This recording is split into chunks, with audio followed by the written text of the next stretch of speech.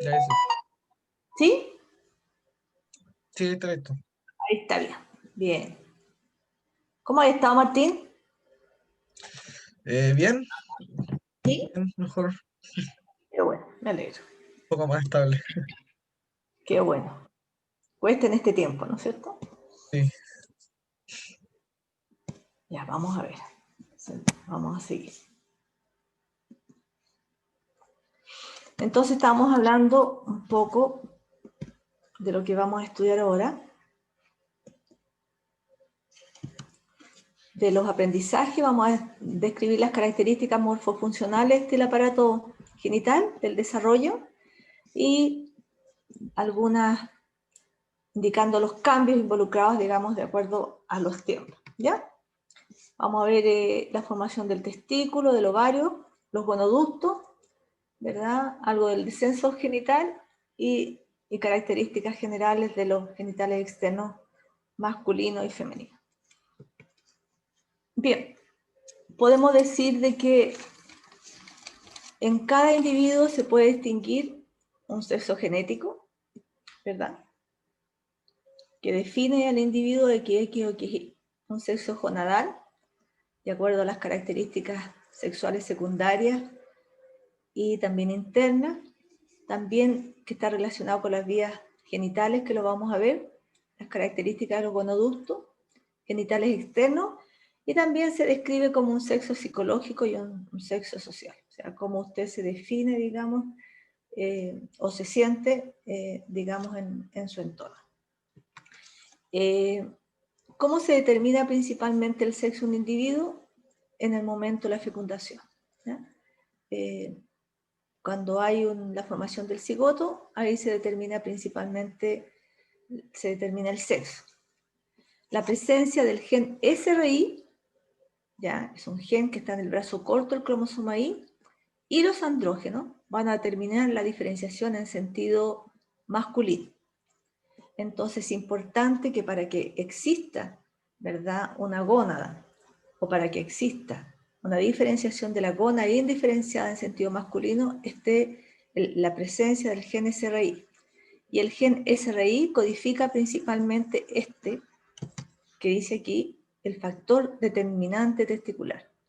Entonces, cuando hablemos del factor determinante testicular, estamos hablando principalmente de lo que codifica el gen SRI y que permite la diferenciación en sentido masculino. Vemos que en todos los casos el embrión tiende a diferenciarse espontáneamente en sentido femenino, en ausencia del cromosoma Y, ¿ya? Entonces, en términos generales, casi todas las gónadas, ¿verdad?, o el embrión desde el punto de vista del aparato reproductor tiende, ¿verdad?, a diferenciarse espontáneamente en sentido femenino, a menos que exista, ¿verdad?, el cromosoma Y, el gen SRI, que determina, ¿verdad?, lo que habíamos dicho, el factor determinante testicular. Esto es bien importante porque en etapas tempranas los embriones de ambos sexos presentan gónadas indiferenciadas que son similares, ¿ya? Y además presentan dos pares de gonoductos, ¿ya? El conducto mesonéfrico de Wolff es lo mismo, se llama Wolff o mesonéfrico, que el señor que lo describió, y el conducto paramesonéfrico o de Miller, ¿ya? Entonces vamos a tener gónadas que morfológicamente van a ser similares y van a tener ambos, ¿verdad?, indistintamente que se tenga dotación de XX o XY, los dos gonoductos, el conducto de Wolff y el conducto de Miller. Voy a parar esta cuestión. Permiso, porque suena mucho. Ahí está. Bueno, si la gónada durante el desarrollo es bipotencial, como decíamos, va a tener los dos gonoductos. El conducto de Miller, o paramesonéfrico, y el conducto mesonéfrico o de Wolff. Si la gónada bipotencial presenta un estímulo del factor determinante testicular expresado por el gen SRI, va a haber una involución principalmente del conducto paramesonéfrico de Wolff, ¿ya? Y se va, va a haber una involución del conducto de Wolff, ¿verdad? Y va a haber una gónada en sentido femenino, ¿ya? No hay estímulo, principalmente el factor determinante testicular, por lo tanto va a haber una formación o un aparato reproductor y principalmente la gónada, ¿verdad? Va a diferenciar en sentido femenino. Pero si hay estímulo del factor determinante testicular, hay dos células que participan. Aquí tenemos la célula de Sertoli, ¿ya? Hay expresión del gen SRI, y la célula de Sertoli, ¿qué es lo que hace? Secreta principalmente la hormona antimileriana, que va a permitir, ¿verdad?, la involución por apoptosis del conducto de Miller, y por otro lado la célula de Leydig secreta testosterona, que va a permitir principalmente la permanencia y la diferenciación del conducto de Wolff, ¿ya? Entonces vemos que el conducto de Miller está relacionado principalmente con las estructuras internas, ¿verdad?, femeninas, y el conducto de Wolff está relacionado principalmente con características sexuales internas y gónada diferenciada en sentido masculino, ¿ya? Si bien es cierto, ¿verdad?, hemos hablado del gen SRI, ¿verdad?, vemos que para efectos de esta clase hay muchos más genes involucrados en este sentido. Y vamos a ver específicamente que la cresta genital, nosotros hablamos que la cresta genital se formaba por la gónada indiferenciada y por el mesonefro, en presencia del SF1, que corresponde al factor esteroidogénico 1, que permite la formación de la gónada y la suprarrenal, y el WT1 y otra expresión génica va a permitir principalmente la formación de esta gónada indiferenciada o bipotencial. Ahora, si hay expresión del factor determinante testicular a través del gen SRI y el SOX9, va a diferenciar en testículo. Y el testículo, ¿qué es lo que hace a través de la célula de Leydig, como habíamos visto, y la célula de Sertoli, expresan de nuevo, ¿verdad?, el factor que está aquí escrito, esteroidogénico, SF1, permitiendo dos acciones principalmente. La célula de Leydig secreta testosterona. La testosterona tiene dos funciones. A través va a influir sobre el conducto de Wolff, como lo vemos aquí, y va a diferenciar los conductos genitales internos masculinos. Va a definir lo que es caracterizar el epidídimo, el conducto deferente y el conducto seminal a través del conducto de Wolff. Por lo tanto, el conducto de Wolff o el conducto mesonéfrico, ¿verdad?, va a diferenciar posteriormente si hay expresión del gen SRI o el factor determinante testicular. Vamos a obtener el epidídimo, el conducto deferente, la vesícula seminal y el conducto eyaculador, que tampoco está ahí, ¿ya? Pero para obtener las características sexuales secundarias, ¿verdad?, los receptores superficiales no responden ampliamente a la testosterona, por lo tanto la testosterona tiene que transformarse en dihidrotestosterona. Y el dihidrotestosterona actúa principalmente sobre el tubérculo genital, ¿verdad?, y sobre el seno urogenital, que ya lo vamos a ver, para que diferencie principalmente el pene y la próstata.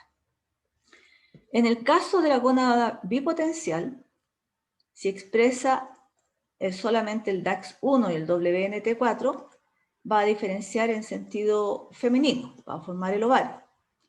Y vemos que hay dos tipos de células que forman principalmente, lo vamos a ver hoy día en histología, que son las células tecales y las células de la granulosa. Las células tecales vienen básicamente diferenciadas del mesonefro, ¿ya? Y las células de la granulosa principalmente del epitelio celómico, ¿ya?, de la cresta genital. De tal manera que estas células tecales se caracterizan básicamente porque el mesonefro indiferenciado o forma algo que se denomina la red de conexión. y de la red de conexión, ¿verdad? Que lo vamos a ver que en el varón se forma la rete testi y en la dama se forma la rete ovárica. A partir de esas células, ¿verdad? Se forman las células tecales. Las células de la granulosa y las células tecales van a conformar los folículos. El folículo secreta estrógeno. El estrógeno va a actuar sobre el conducto de Miller, ¿verdad? Y el conducto de Miller va a diferenciar en los genitales femeninos internos, como el útero, las trompas de falopio, el cuello uterino y el tercio superior de la vagina. Entonces, vemos que hay una serie de genes involucrados, que es importante para la formación de la gónada masculina, ¿verdad? A partir de la gónada bipotencial, la expresión del factor determinante testicular, o el SRI, el SOC9, y en el caso de la formación del ovario, el LAX1 y el WNT4. Las células germinales primordiales se caracterizan, y nosotros las vimos en el primer semestre, derivan del macizo celular interno, ¿se acuerdan? Que se formaba principalmente el embrioblasto en los primeros estadios, ¿ya? De ahí, estas células migran, ¿verdad?, a un embrión de tipo laminar y se diferencian en el polo posterior del epiblasto. Específicamente se encuentran inmersos en un microambiente que está donde hay una gran cantidad de proteína morfogenética del hueso. Entonces es importante porque las células germinales primordiales van a quedar en este lugar, en el polo posterior del epiblasto, ¿ya? Posteriormente van a migrar a través de la línea primitiva mediante una serie de movimientos morfogenéticos que nosotros ya lo conocemos, que son los típicos de la gastrulación. Durante la cuarta semana abandonan ese sector y se van a ubicar en las proximidades del saco vitelino y del alantoide. La razón por la cual a través de una serie de movimientos ameboideos llegan a este sector para proteger básicamente de las noxas que pudieran venir a través de la circulación. Posterior a ello, durante la quinta semana, vamos a ver si logramos sacar esto que está aquí, las células germinales promediales retornan principalmente a la cresta genital, principalmente a la gónada indiferenciada. Entonces, ¿cómo lo hacen? Cruzan la línea primitiva, ¿verdad? Y regresan a través traspasan el intestino posterior, el mesodorsal, y van a poblar la gónada, ¿ya? Las células germinales primordiales, son aquellos que van a conformar la línea germinal. En el caso del espermatozoide en el varón y los ovocitos en el caso de la mujer. La proliferación, aquí se produce una activa proliferación, como ustedes pueden ver, ¿ya? Cerca del saco vitelino, ¿ya? O el alantoide, a través principalmente de un factor inhibitorio de leucemia, un factor derivado de los mastocitos y un factor celular troncal. O sea, hay una serie de morfógenos, ¿verdad?, que inducen principalmente la proliferación de las células germinales primordiales. Estos van a llegar a través de una serie de movimientos ameboideos, ¿verdad? Como ustedes lo pueden ver, son células que presentan una serie de prolongaciones, ¿verdad? Y a través de estas prolongaciones van a caminar a través de una serie de rutas, ¿ya? Porque hay un incremento principalmente del ácido hialurónico. Como nosotros conocimos, el ácido hialurónico se caracteriza principalmente por la retención, es una molécula en glucosaminoglicano, ¿verdad? Que se une, es una molécula grande, que se une a un proteoglicano y retiene agua. Por lo tanto, es responsable de rutas migratorias. Y además, ¿verdad?, se unen principalmente y caminan con estos movimientos ameboideos a través de una serie de glicoproteínas que son moléculas de adhesión. Y de esa manera migran, ¿verdad?, del alantoide o del saco vitelino para ir a poblar a la gónada indiferenciada. Vean ustedes estas prolongaciones, ¿verdad? Se denominan pseudópodos, ¿ya? Todo esto. Y los movimientos se denominan movimientos ameboides. Bueno, las células germinales primordiales pueden permanecer en lugares ectópicos y generar algunos tumores de tipo benigno que se denominan teratomas. Entonces, cuando estos teratomas quedan retenidos en su migración normal, se pueden ubicar en distintos sectores a través de la ruta y forman y tienen la capacidad de formar tejidos normales, como ustedes aquí los pueden ver, ¿verdad? Hueso, pelo, tejido adiposo, tejido conectivo, etc. ¿Ya? Son restos de tejido y es más frecuente lo que ustedes se imaginan. ¿Ya? A veces no son hasta que no se llega adulto y van comprimiendo alguna estructura cuando se pueden detectar, ¿verdad?, estos tumores, estos teratomas. Para la formación normal de la gónada es indispensable, ¿verdad? Vamos a ver si podemos sacar esta cuestión.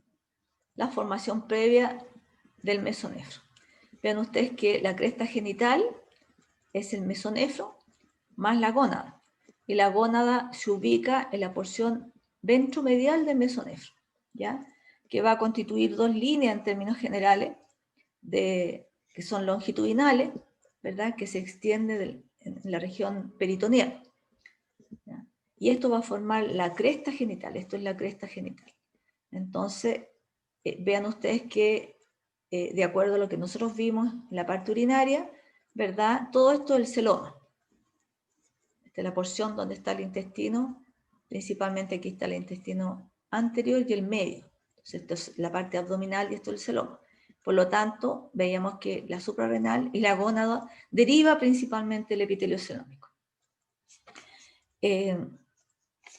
Entonces dijimos que la gónada se ubica en la región ventromedial del mesonefro, ¿ya? Y que la cresta genital aparece como dos cordones longitudinales, como lo vemos aquí, ¿verdad? Uno a cada lado, a ambos lados, y están formados por distintos tipos de células. Bueno, a esta cresta genital es donde van a llegar las células germinales primordiales.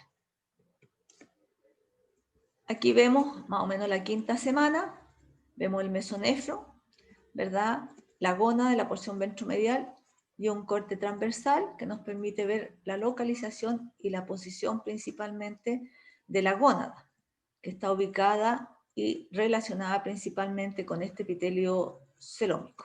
Aquí está el meso dorsal y el intestino. Aquí hay un corte donde está la porción intestinal, el meso dorsal, y se está formando la gónada a partir principalmente del epitelio celómico, del tejido mesenquimático adyacente y contribución del mesonefro. ¿Ya? Podemos ver también que decíamos que independiente de la dotación cromosómica, ¿verdad? Existía una gónada de tipo indiferenciada y dos gonoductos, el conducto de Wolff y el conducto de Miller, ¿ya? El conducto de Wolff, recordemos que se formaba principalmente en el uréter primitivo, cuando se formó los pronefros. Y los túbulos uriníferos, ¿verdad?, de la porción cervical se unían e iban a formar un solo conducto, un gonoducto, que es el conducto mesonéfrico, que posteriormente se unía a la cloaca, ¿ya? Y que cuando se formaba el mesonefro se llamaba conducto mesonéfrico, ¿ya? Y se unía a los túbulos uriníferos. Bueno, este es el conducto de Wolff o el conducto mesonéfrico. Y el conducto de Miller va a aparecer como una invaginación, como lo vemos aquí, longitudinal, epitelial, del epitelio que vemos aquí, ¿ya? Anterolateral de la cresta neonadal, ¿ya? Entonces, es una invaginación longitudinal epitelial de la cara anterolateral, ¿verdad? Anterior y lateral de la cresta genital. Entonces, de esa manera, ¿verdad?, se forma el otro gonoducto, el conducto de Wolff y el conducto de Miller, o paramesonéfrico también.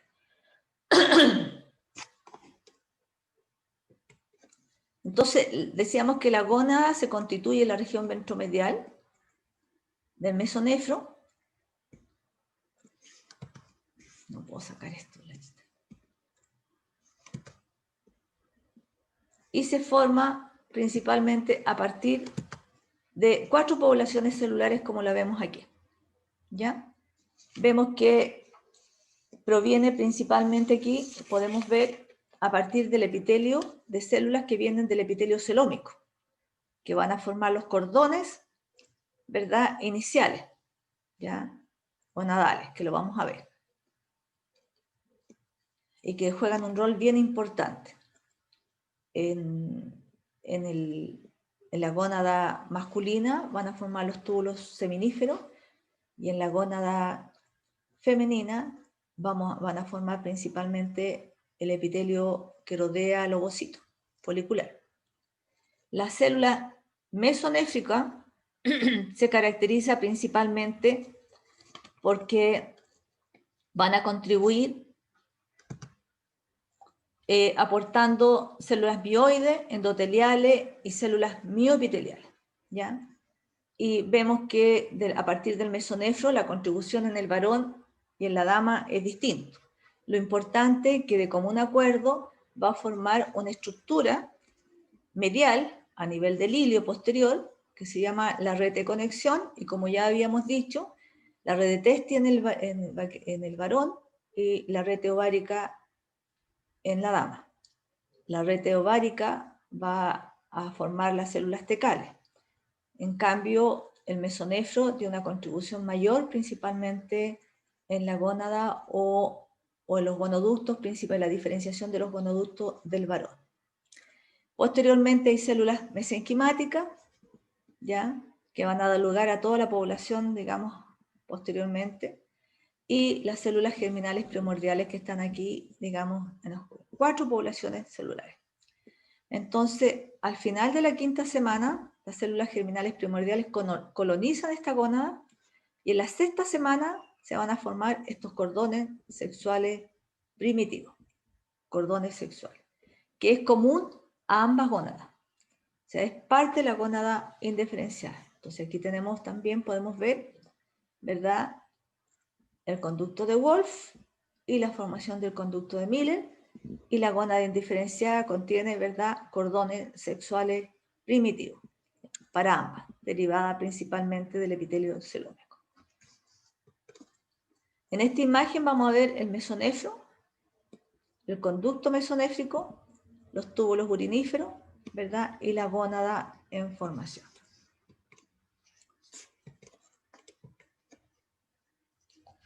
Vamos a ver algo de la diferenciación del testículo, ya mediante la expresión del factor determinante testicular, ya, y la expresión del gen SOX9. Y vamos a ver que tiene en la diferenciación inicial, ¿verdad?, o en la formación de la gónada indiferenciada, las características son similares, tanto si diferencia a varón o a dama. Y vemos que aquí tenemos la cresta genital, ¿ya? Aquí tenemos el mesonefro y lo que está conformando principalmente la gónada indiferenciada. Se forman los cordones sexuales primitivos iniciales. Posteriormente estos cordones sexuales primitivos proliferan, ¿verdad? Vean ustedes, alcanzan hasta una porción de la red de Testi que va a conformar aquí, ¿ya? Se unen a través de la red de Testi, contribución principalmente del mesonefro, y también van a ir adquiriendo una serie de otras características. Por ejemplo, aparece una albuginia, una delimitación externa, ¿verdad?, que es un tejido conectivo denso, se denomina albuginia, y se van diferenciando las células de Leydig, que viene del tejido mesenquimático, que lo rodea desde aquí, ¿verdad?, y las células de Sertoli, que provienen principalmente del epitelio celómico, ¿ya?, y que se unen posteriormente a la línea germinal, derivada principalmente de las células germinales primordiales. Entonces aquí vemos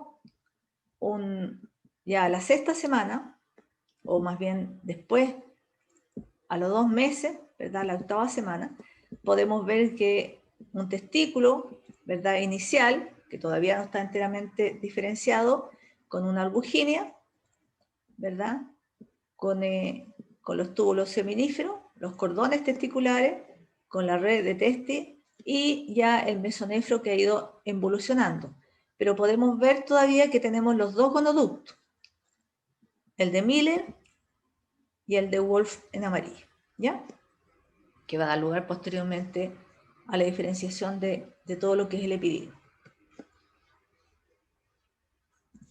Aquí vemos que a la 8ª semana, 2 meses, de acuerdo a la influencia de este gen, la gónada se va formando y transformando en el testículo, como lo vemos, ¿ya? Aquí vemos el mesonefro, el conducto de Miller, el conducto de Wolf.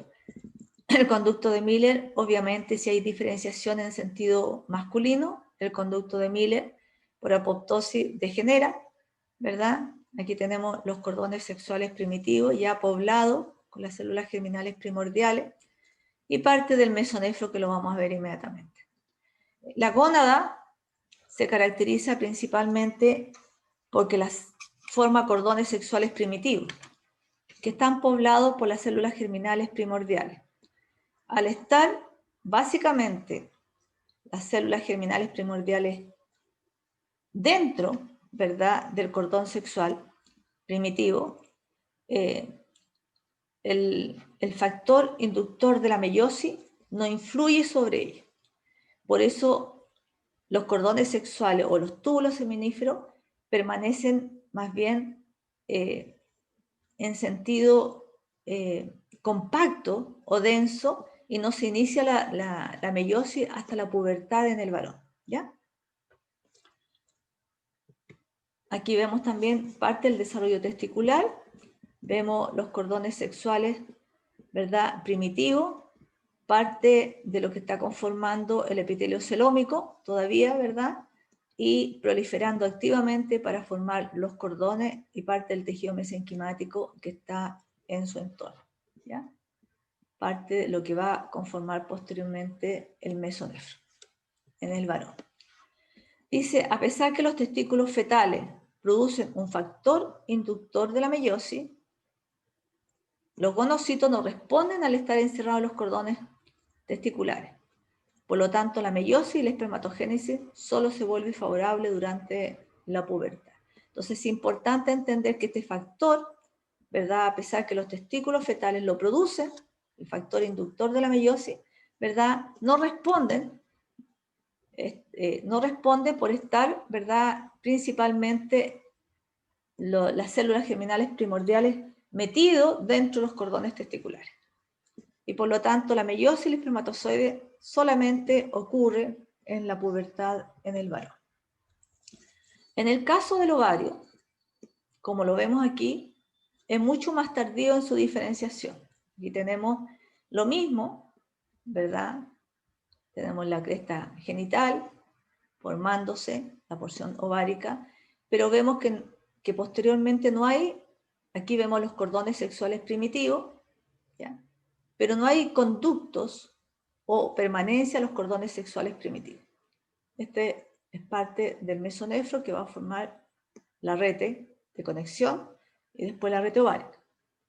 ¿Cómo se forman principalmente? Cuando no existe expresión del gen SRI, el factor determinante testicular, ¿ya? Y sobre todo es importante, ¿verdad?, la población de las células germinales primordiales. Si no hay células germinales primordiales, se forma un ovario vestigial, no se forma ovario. Entonces, es muy importante que las células germinales primordiales vayan a poblar, ¿verdad?, la gónada indiferenciada. Otra determinante, otra proteína que se encuentra principalmente durante el desarrollo, el DAX1, pero algunas investigaciones demuestran, ¿verdad?, que ha habido desarrollo sin la presencia de DAX1, pero eventualmente, ¿verdad?, hay concentraciones de esta proteína durante el desarrollo cuando, ¿verdad?, el ovario indiferenciado principalmente diferencia a ovario. o perdón, la gónada indiferenciada diferencia a ovario, ¿ya? Pero no basta solamente que haya, como dijimos, la expresión del gen SRI o el factor determinante testicular, sino que es importante que la población de las células germinales primordiales lleguen a poblar el ovario. Las células germinales primordiales, como ustedes pueden ver, ya no quedan posteriormente metidas sobre los túbulos o los cordones primitivos, sexuales primitivos. Ya la célula del epitelio celómico lo que hace es envolver a la célula germinal primordial y esta queda a nivel de la corteza, como lo vemos aquí. Y estas células germinales se convierten en ovogonias, ¿ya? Y que producen o generan una activa mitosis aproximadamente a partir del 4º mes. Como no están inmersas y no hay cordones sexuales iniciales o hayan involucionado, son básicamente alcanzados por el factor inductor de la meiosis, ¿ya? Expresado principalmente en la red ovárica.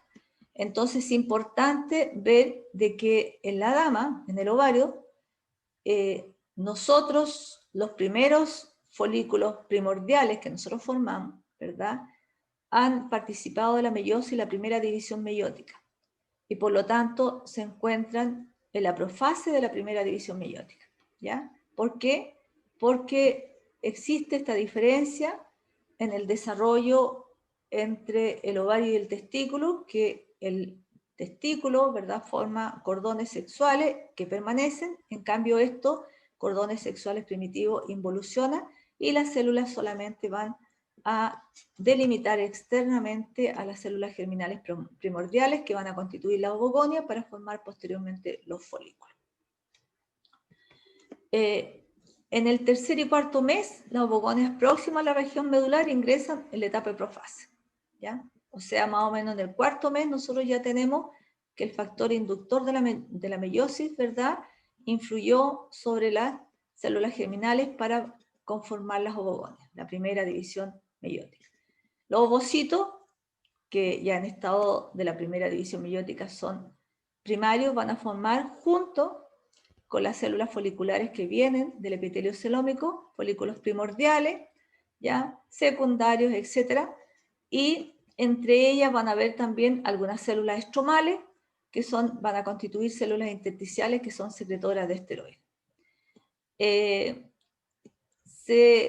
La gónada, lo vamos a ver en histología femenina, conserva principalmente un revestimiento del epitelio celómico, ¿ya?, constituyendo externamente un epitelio cúbico, y por dentro se va a formar una delgada albuginia, que simula la albuginia principalmente la que tienen los varones, que es un es un tejido conectivo denso que envuelve al testículo, en cambio aquí está inmediatamente adyacente, ¿verdad?, a un epitelio de tipo cúbico. Y esta se forma más o menos entre el 8º y 9º mes. Vemos que hay algunos vestigios del mesonefro, ¿verdad? Los vestigios que están caudales se denominan paraóforo y los que están cervicales se denominan epóforo, ¿ya? Entonces, el mesonefro, la contribución que hay en la gónada femenina es menor, más bien son vestigiales, solamente, ¿verdad?, forman la red ovárica. Aquí vemos, en el caso de la diferenciación del ovario, podemos ver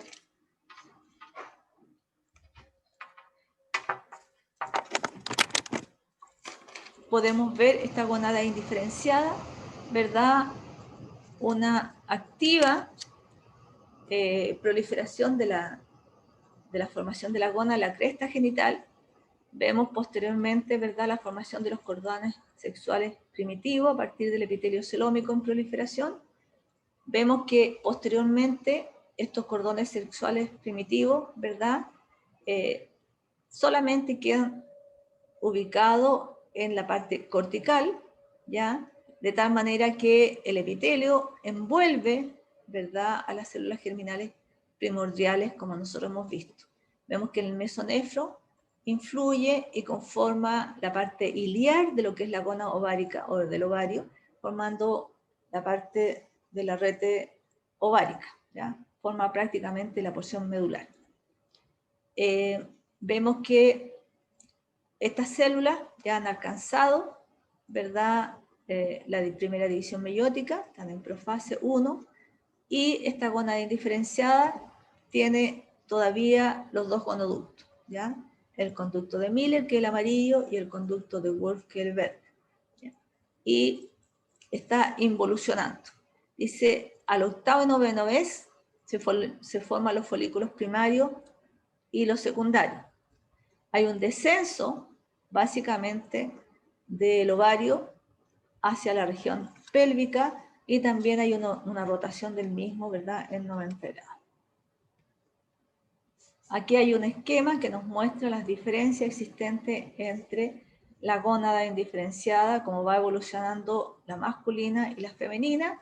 Vemos que hay cordones sexuales o cordones testiculares que se denominan aquí, van a formar el testículo, y posteriormente la formación, hay algunas estructuras que más o menos al final del periodo fetal se van adquiriendo, que son la túnica albugínea, ¿verdad? Aquí tenemos los túbulos seminíferos, ¿verdad? Que se confluyen con la red de Testi, que proviene principalmente del mesonefro, ¿verdad?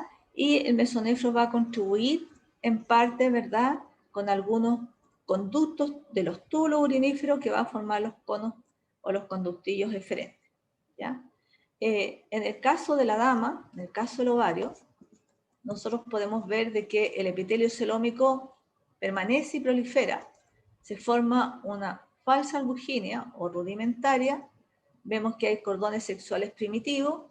Posteriormente, el epitelio permanece, ¿verdad? La falsa albugínea o la albugínea pequeña queda adyacente al epitelio, y estas estructuras que formaban los cordones sexuales, juntamente con las células que van a conformar las ovogonias, van a conformar posteriormente los folículos primordiales, que se ubican en la periferia y son una gran concentración, ¿verdad?, de ellos.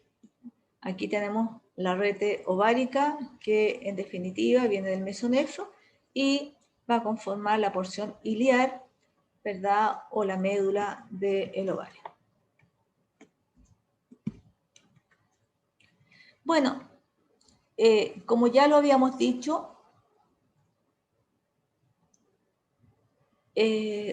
todos los embriones presentan las gónadas indiferenciadas y también presentan los gonoductos, ¿ya?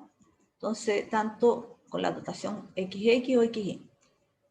Aquí vemos que más o menos a los 2 meses, terminando el periodo metamórfico o prefetal, nosotros encontramos esta gónada indiferenciada, ¿verdad?, que tiene dos gonoductos, el conducto de Wolff y el conducto de Miller. El conducto de Miller o paramesonéfico, ya dijimos, ¿verdad?, que era una invaginación epitelial anterolateral de la cresta gonadal, por lo tanto la porción distal, ¿verdad?, mira o desemboca, o craneal más bien dicho, mira principalmente hacia la cavidad peritoneal. Ven ustedes cómo cursa paralelo, desciende, ¿verdad?, paralelo al mesonefro, posteriormente cruza, ¿verdad?, para unirse al seno urogenital con el contralateral. Se fusionan y fusionado llegan a la porción dorsal del seno urogenital, ¿ya?, en disposición medial, formando una estructura que se llama el conducto útero-vaginal, ¿ya? Posteriormente lo vamos a ver. Entonces, la fusión de este conducto, que es el de Miller, con el contralateral, se van a fusionar y van a conformar el conducto útero-vaginal. Y esto van a comunicarse con la porción o la cara dorsal, que es de tipo endodérmica del seno urogenital.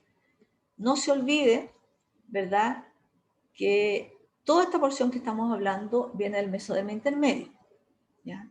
Y toda la parte urinaria, en este caso la vejiga, es de origen endodérmico. Por otra parte, el conducto de Wolff, como lo vemos aquí, relacionados con el mesonefro de manera más íntima, ¿verdad?, se relaciona cranealmente con el mesonefro, cursa caudalmente, ¿verdad? Y se dispone posteriormente lateral o llega lateral a la fusión de los conductos de Miller, ¿verdad? Y ambos contactan con el seno urogenital. Los de Miller en disposición central y los de Wolf en disposición lateral. Entonces tenemos que hay dos conductos, el de Wolf y el de Miller, ¿no es cierto? Y además hay ciertas características externas, ¿verdad? Que contienen, en este caso, a la 8ª semana sigue siendo embrión, casi feto. Entonces tenemos que ver que la membrana cloacal, porque esta es la cloaca que está aquí, que es una cavidad, ¿verdad? Donde confluyen los 3 sistemas, ¿verdad? El digestivo, el urinario y el genital, prolifera el tejido mesenquimático activamente a este nivel, externamente, y va formando algunos pliegues, ¿ya? De tal manera que forma, se une en la disposición craneal, ¿verdad? O anterior, formando el tubérculo genital. Aquí tendremos la membrana cloacal y algunos pliegues cloacales. Posteriormente, sigue proliferando y conforma, ¿verdad?, una estructura que se denomina falo, ¿ya? Y produce un estiramiento de las regiones de los pliegues cloacales para conformar principalmente 2 estructuras. Vamos a sacar esta cosa de aquí que me molesta. De tal manera que tenemos que recordar algo, principalmente, que nosotros teníamos en la cloaca una división del tabique por un tabique urorectal, ¿ya? Y que la porción anterior nosotros íbamos a formar el seno urogenital, y en la porción posterior iba a formar el conducto anorrectal. Espero que se acuerden de eso. Y que dividía también las membranas, ¿ya? La membrana cloacal y la membrana anal. Por lo tanto, esta membrana cloacal, una vez formando el ano, ¿verdad?, por este tabique, vamos a encontrar la membrana, ¿verdad?, del seno urogenital, ¿ya? Y vamos a comprar el pliegue urogenital y los escrotales. Estos son los que se van a formar. De tal manera que vamos a tener, ¿verdad?, un tubérculo genital, una membrana urogenital central, un espacio, ¿verdad?, los pliegues labio-uretrales y los pliegues labio-escrotales. Aquí lo tenemos, gónada indiferenciada, los 2 conductos mesonéfricos, ¿ya?, este verde, y paramesonéfrico el rojo, el tubérculo genital, los pliegues labio-uretrales y labio-escrotales, ¿ya? Ahora vemos la diferenciación de las vías genitales masculinas. ¿Cómo progresa, digamos, esta estructura?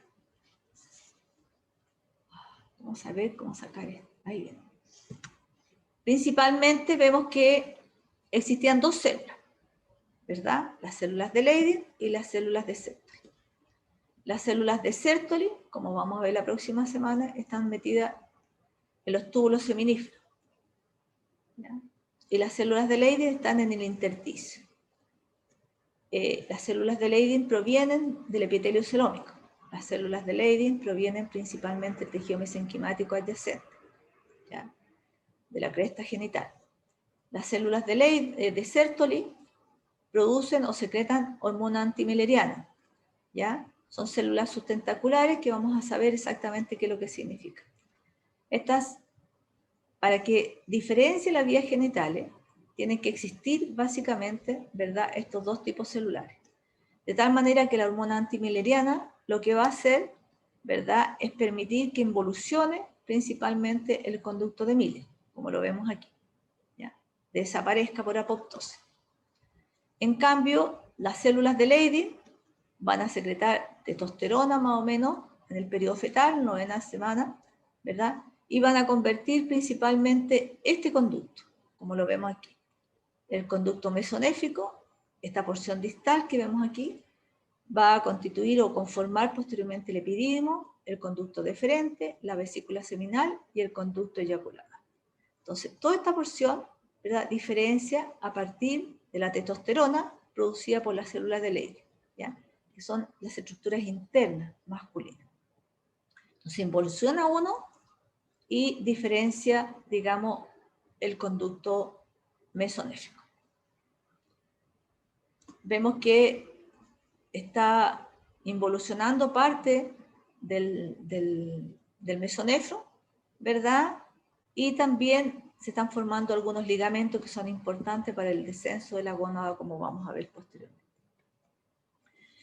En la diferenciación de las vías genitales masculinas tenemos, aquí vemos que este es el conducto paramesonéfrico de Miller, ¿verdad? Ya no existe porque tenemos los dos gonoductos, el de Wolff y el de Miller. Por lo tanto, con la hormona antimilleriana, ¿verdad?, desaparece y solamente queda el de Wolff. El mesonefro involuciona la porción craneal, involuciona la porción caudal también. Los que quedan en relación con la dona, que son los túbulos epigenitales, van a formar los conductillos eferentes o los conos eferentes, como lo denominamos en histología, que se relacionan principalmente con la red de Testi, ¿ya? Posteriormente, todos los conductos paragenitales, los que son caudales, van a conformar una estructura vestigial, ¿verdad?, que se denomina paradídimo. Y todo lo que es el conducto mesonéfrico va a formar una estructura plegada que conforma básicamente el cuerpo y la cola del epidídimo, el conducto deferente, la vesícula seminal y el conducto eyaculador, ¿ya?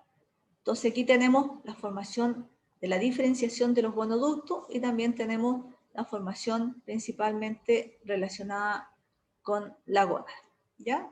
Aquí tenemos los túbulos seminíferos, los cordones testiculares, ¿verdad?, la red de Testi y la albuginia delimitando externamente.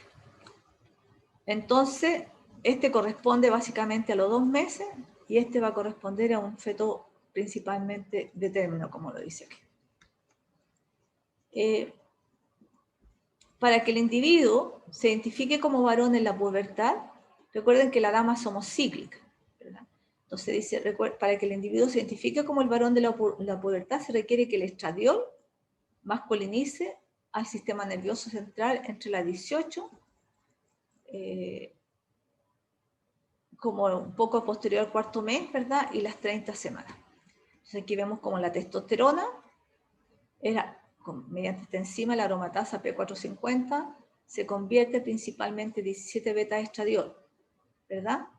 Entonces es importante para permitir principalmente que el estradiol masculinice el sistema nervioso y se identifique como tal, ¿ya?, para la diferenciación de la identidad sexual. Bueno, voy a entrar mayor. Bien, en el caso de las damas, en el caso de la formación o de la diferenciación del conducto de Miller, vemos que para que ocurra diferenciación de los gonoductos, en el caso de los genitales femeninos, simplemente necesitamos que la dotación sea XX, ¿verdad?, y que no haya expresión del gen SRY. De tal manera que involuciona el conducto, aquí lo vemos, el conducto de Wolff, ¿ya?, o el mesonefro, y diferencia el conducto de Miller.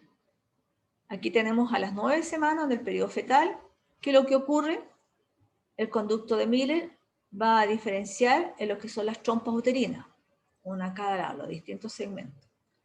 En la fusión de ellos va a conformar principalmente el conducto útero-vaginal, que desemboca y se une, ¿verdad?, con el seno urogenital en la porción dorsal.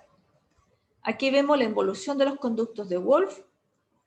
Aquí vemos el conducto de Wolff, ocurre por apoptosis y este tejido, ¿verdad?, se transforma desde epitelio, porque es un epitelio, ¿verdad?, a un tejido mesenquimérico. Entonces, a partir de ello se forman del gonoducto, ¿verdad? Femenino, en este caso Miller, se va a formar las trompas, el útero y el tercio superior de la vagina. El conducto paramesonéfrico fusionado, vean ustedes cómo se fusionan para formar el útero, como lo vemos aquí. Posteriormente se tabica, ¿ya? Involuciona la porción medial y al influir o al unirse con el seno urogenital, se produce una elevación, una proliferación, ¿verdad? Celular, y se produce esta elevación conformando el tubérculo de Miller, como lo vemos aquí. El tubérculo de Miller, al unirse con el seno urogenital, forma una estructura que prolifera activamente, denominada los bulbos sinovaginales, y va a formar dos láminas, una izquierda y una derecha, que se llaman lámina vaginal, ya que posteriormente se fusionan. Y este conducto va a quedar obliterado, ¿ya? De esta manera, ¿verdad? El tercio superior de la vagina proviene del tubérculo de Miller. Y de los bulbos, principalmente la lámina vaginal, se va a conformar, que son de tipo endodérmico, los dos tercios más caudales, ¿verdad?, de la vagina. Entonces tenemos que una vagina, ¿verdad?, junto con la cúpula, o sea, lo que envuelve principalmente, lo que se asocia con el cuello uterino, se proviene del tubérculo, es de origen mesodérmico, ¿verdad? Y las dos porciones más distales son de origen de tipo endodérmico, ¿ya? Vemos que el mesoderma, esto proviene del mesoderma intermedio, ¿ya? Todo el sistema urogenital, y del esplagnopleura, que es el mesoderma lateral, proviene el músculo liso, ¿verdad? Y va a conformar el epitelio o la serosa existente. Por lo tanto, se va a complementar y a crecer y formar el miometrio y el perimetrio del útero, ¿ya? Esto ocurre aproximadamente entre las 9 y las 12 semanas, todo el proceso hasta conformar esta estructura.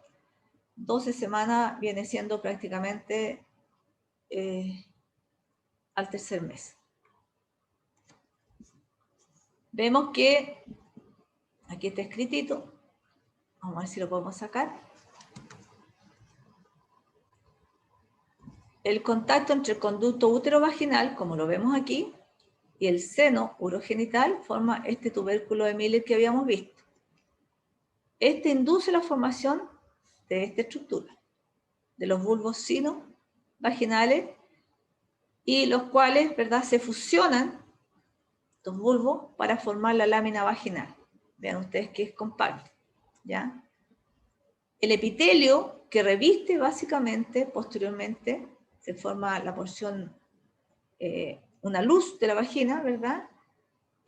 Prolifera el epitelio, principalmente endodérmico, y tapiza toda la vagina, ¿ya? Y la vagina tiene un epitelio, como ustedes conocen, pluriestratificado. Plano. Una porción, ¿verdad?, es para evaluar principalmente y para reconocer que había un tabique urorectal que forma principalmente el seno urogenital, y del seno urogenital proviene la vejiga, ¿ya? Y este tabique que estaba aquí, ¿verdad?, forma este conducto anorrectal, que va a formar la otra porción, ¿verdad?, digestiva. Entonces, ustedes vean cómo se van separando la mujer, ¿verdad? Y aquí tenemos el segmento útero-vaginal que se une a una porción específica, a la porción pélvica, que la vamos a ver inmediatamente, ¿ya? Y vamos viendo que se forma principalmente la lámina vaginales aquí, de origen endodérmico, porque este segmento de la vejiga es endodérmico, ¿verdad? Y se abre posteriormente a una membrana, que era inicialmente la membrana cloacal, que ahora se denomina himen, ¿ya? Es un feto de término. Y así tenemos la cloaca, ¿verdad?, con los tres sistemas: digestivo, genital y urinario en la dama. Este es básicamente lo mismo, ¿verdad? La unión unificada del conducto de Miller. Y lo que quiero mostrar aquí en esta imagen es como vemos el seno anorrectal, como vemos aquí, o sea, la porción anorrectal, el seno urogenital que forma la vejiga, y que esta seno urogenital tenía tres partes, ¿verdad? Tenía la porción vesical que iba a formar, la porción pélvica y la porción fálica. La porción pélvica es la que está aquí, es donde se une principalmente, ¿verdad?, el conducto de Miller, o va a formar el conducto útero-vaginal. Y la porción fálica es la porción anterior, que va a formar el vestíbulo, el introito, ¿verdad?, o el clítoris, ¿ya? O el pene en el caso del varón, ¿ya? Y un ejemplo, la formación de la luz y cómo el epitelio prolifera y reviste básicamente independiente que sea de origen mesodérmico o endodérmico. El epitelio es el que prolifera, ¿verdad? Y reviste internamente la vagina. La diferenciación de los genitales externos masculino, externo. Aquí vemos las dos poblaciones, diferenciación de los genitales internos y externos. En amarillo tenemos regiones sensibles a la testosterona y en azul tenemos regiones sensibles a la dihidrotestosterona. Y vemos que la testosterona, ¿verdad?, va a permitir principalmente la diferenciación del epidídimo, del conducto deferente, la vesícula seminal, ¿ya?, y el conducto eyaculado.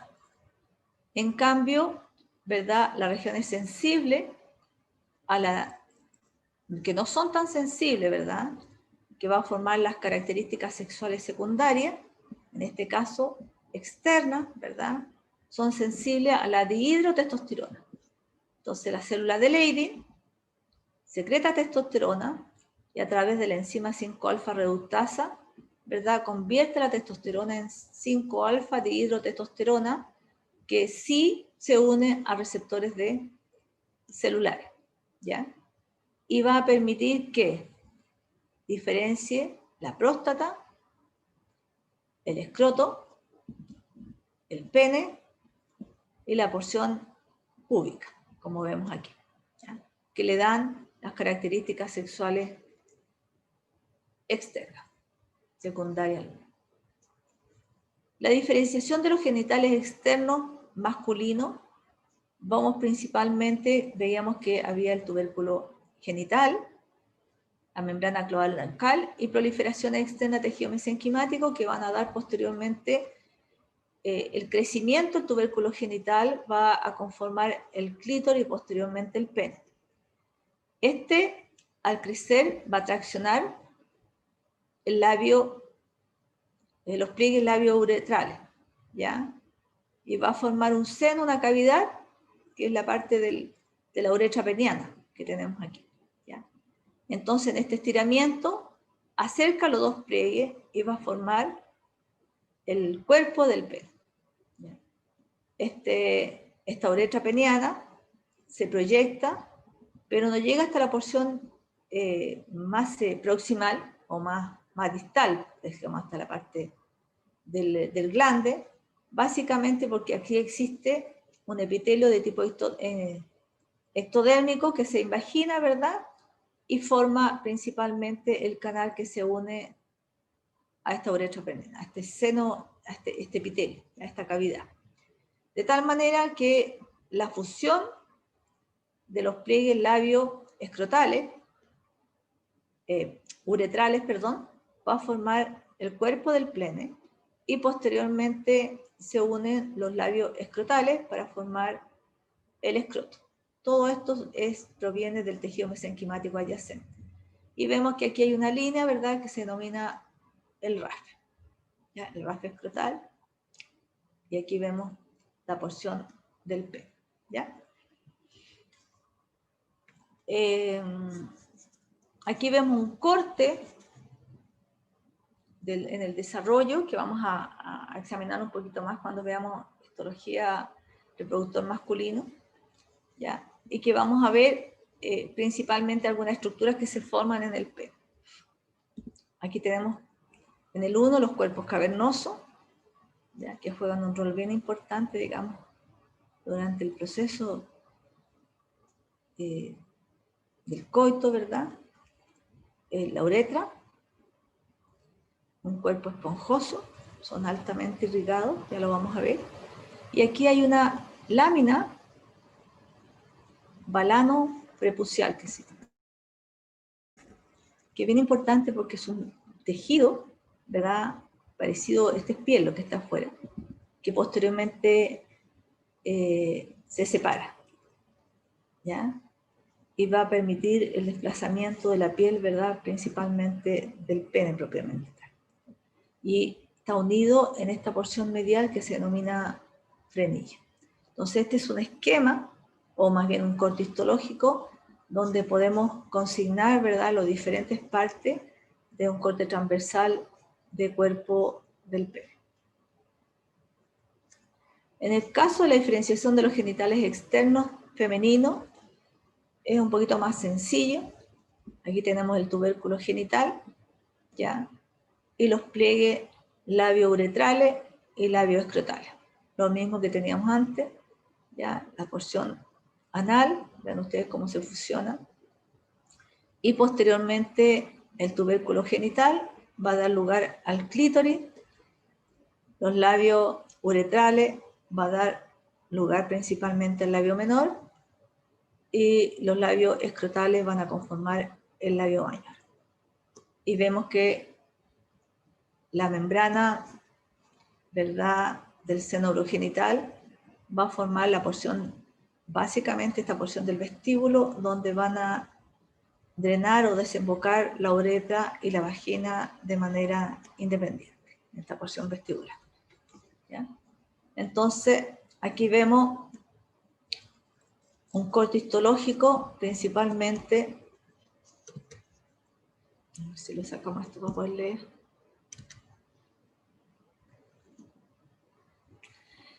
Genital externo femenino en un feto de 6 meses, ¿verdad? Vemos el clítoris, una estructura maciza, los labios mayores, los labios menores y la porción vestibular que nosotros habíamos mencionado, ¿ya? Aquí es un corte histológico para ver los gonoductos, ¿ya? Aquí tenemos el conducto paramesonéfrico y el conducto mesonéfrico. ¿Cómo reconocer histológicamente el mesonéfrico o de Wolf y el paramesonéfrico de Miller? Porque el mesonéfrico, ¿verdad?, es mucho más definido, o sea, forma una estructura bastante definida, donde uno puede ver que las células, ¿verdad?, tienen límites, tienen un lumen bastante abierto, ¿ya? En cambio, el paramesonéfrico está conformado por un epitelio más bien de tipo pseudo-estratificado, con un lumen menor, ¿ya?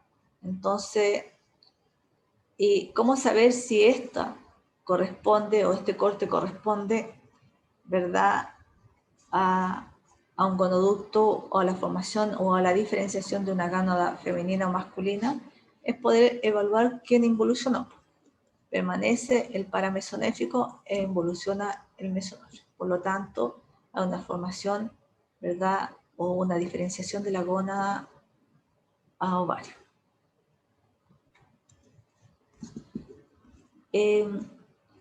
También se forman algunos mesos y algunos ligamentos.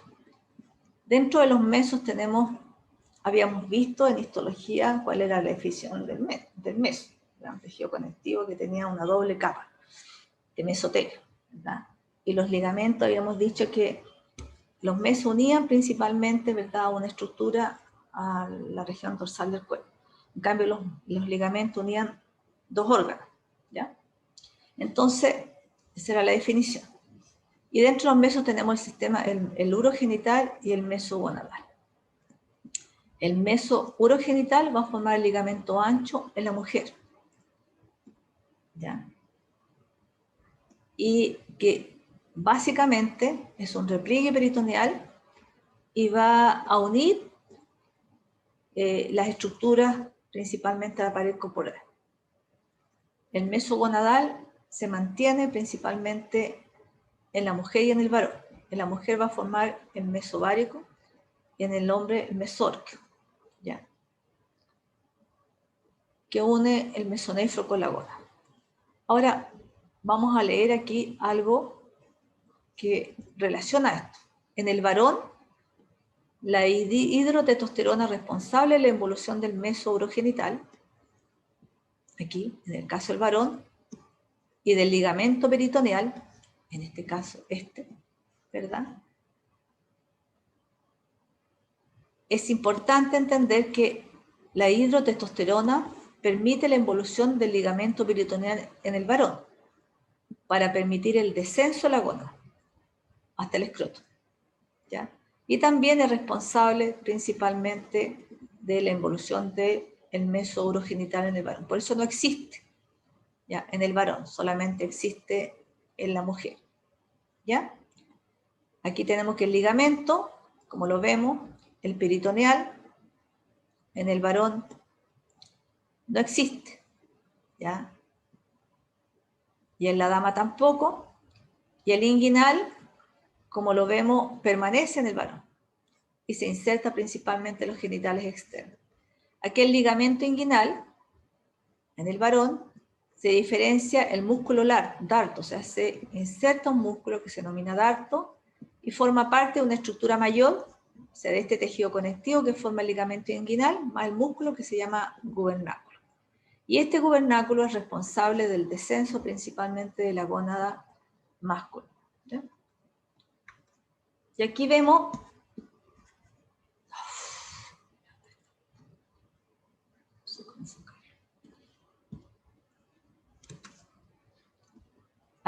que el ligamento que teníamos acá, ¿verdad? El superior, como el peritoneal, ¿verdad? Perdón, involuciona y solamente queda el ligamento inguinal. Y se permite básicamente la formación del gubernáculo, la unión principalmente del gubernáculo, del músculo, ¿ya? Permitiendo que exista una migración, ¿verdad?, transabdominal del testículo, ¿ya? El testículo desciende, ¿verdad?, y en su descenso es arrastrado por este gubernáculo. Y al descender arrastra consigo a esta estructura que se denomina el proceso vaginal.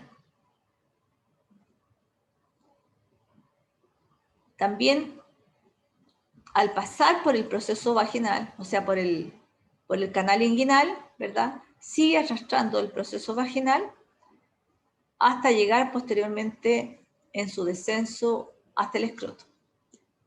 Durante su descenso ustedes pueden ver que se están diferenciando los diferentes segmentos, ¿verdad?, del conducto mesonéfrico. Posteriormente, en el escroto, ¿verdad?, el proceso vaginal, que es un peritoneo, ¿verdad?, se oblitera desde la porción abdominal hasta la porción del escroto. Y este va a quedar como un espacio con doble hoja, una hoja parietal que se une principalmente al escroto propiamente tal y una hoja visceral que va a conformar la parte anterior del testículo, ¿ya?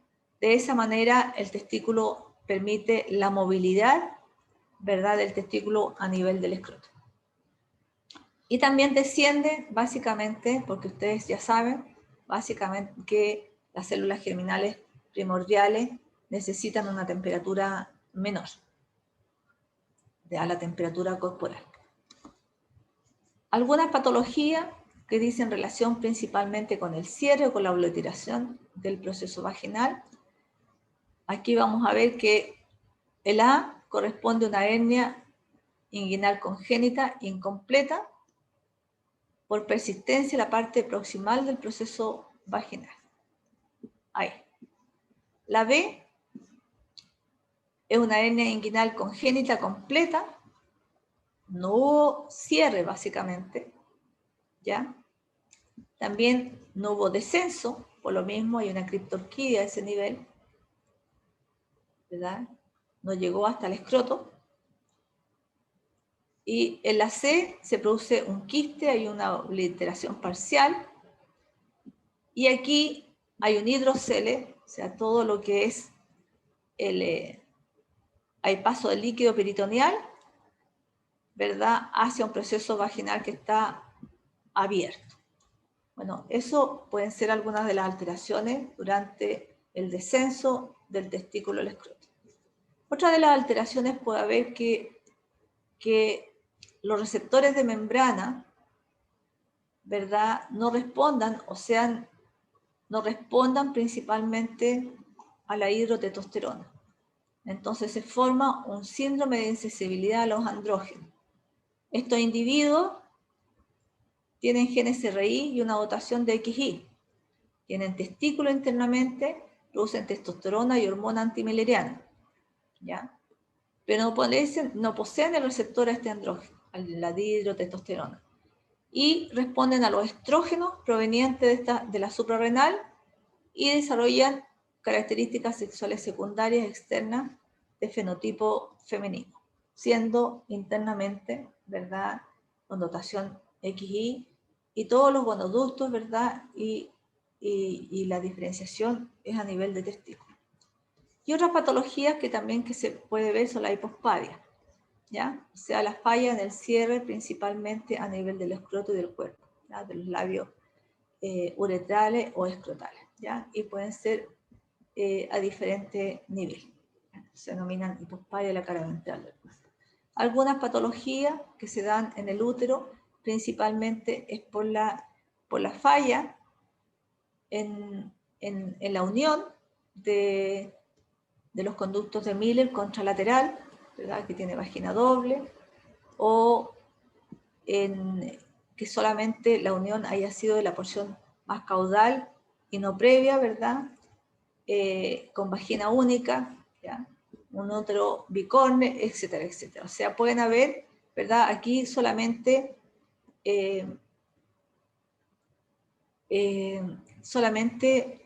se unió en la E un conducto paramesonéfrico al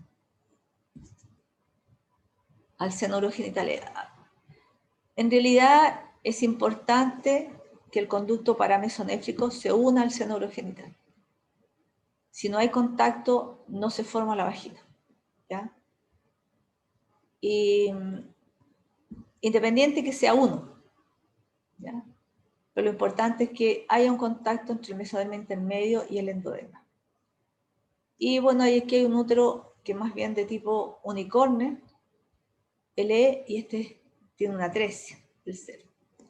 Bueno, estas son las patologías en términos generales que se pueden dar de malformación, ¿ya?, por falla de fusión y por falla de unión principalmente entre los conductos paramesonéfricos y el seno urogenital.